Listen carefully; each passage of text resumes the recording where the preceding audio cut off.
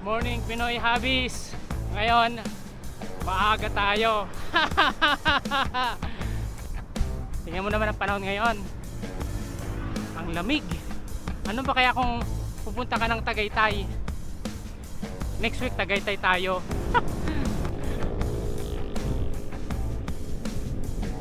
Kaya maaga tayo ngayon. Masarap mag-bike. Hello guys daw. May nag-shoutout.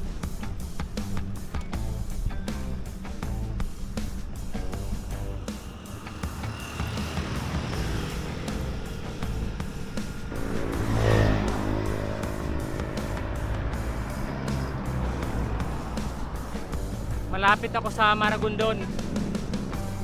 Tapos akyat tayo ng Kaibang Tunnel. Tara na! Gising na kayo! At mag-bike na tayo!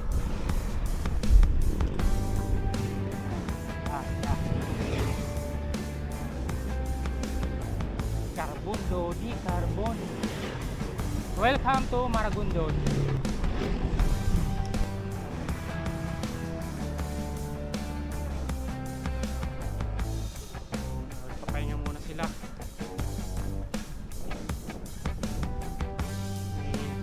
Ayos na bike.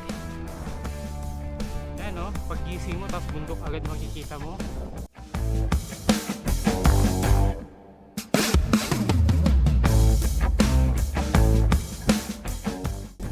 Pakyat na tayo, may mga kasamahan tayo. Hanggang Puerto Azul lang daw sila eh. Kaya ito yung kagandahan kapag nagbabike ka tuwing umaga.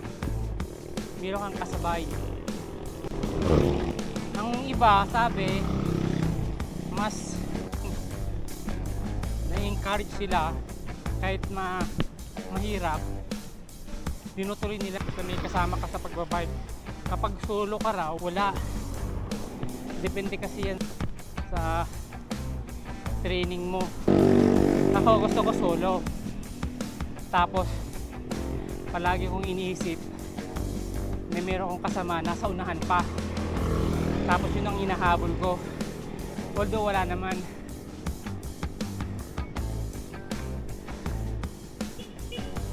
At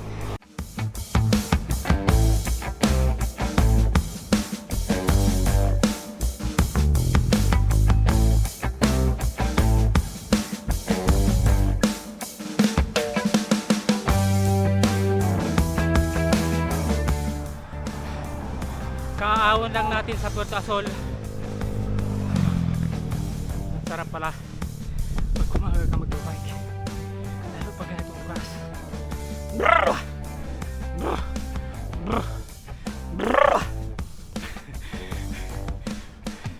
Yan ang teknik ko pag hihingal kabayo.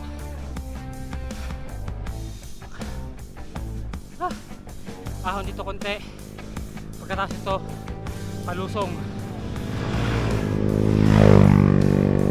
Woo!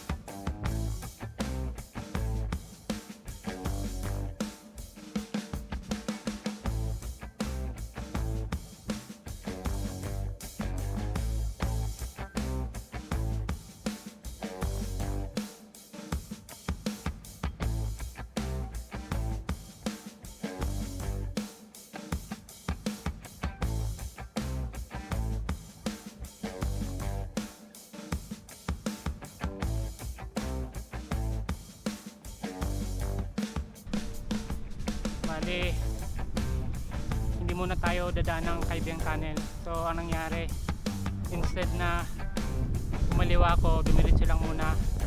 Punta tayo sa dulo hanggang sa pinakadulo nito, yung makikita mo yung dagat sa kaliwat kanan. Medyo paahon din to pabalik, pero dandan lang tayo. Ang ganda dito.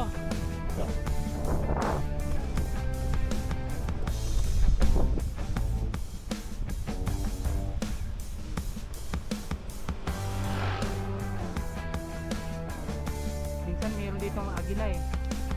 May mga photographer din dito.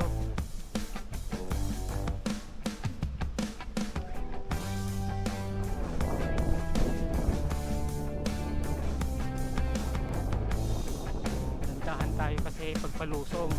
Tapos hawak mo camera. Delikado. Ayan no. Bali, yung kabila yun yung Bataan ata.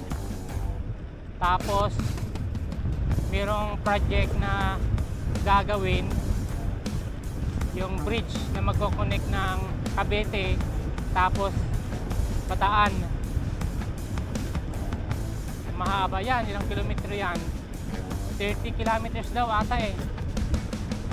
So kung manggagaling ka ng Cavite, balikan 60 kilometers, so dalawang ikot 120 kilometers.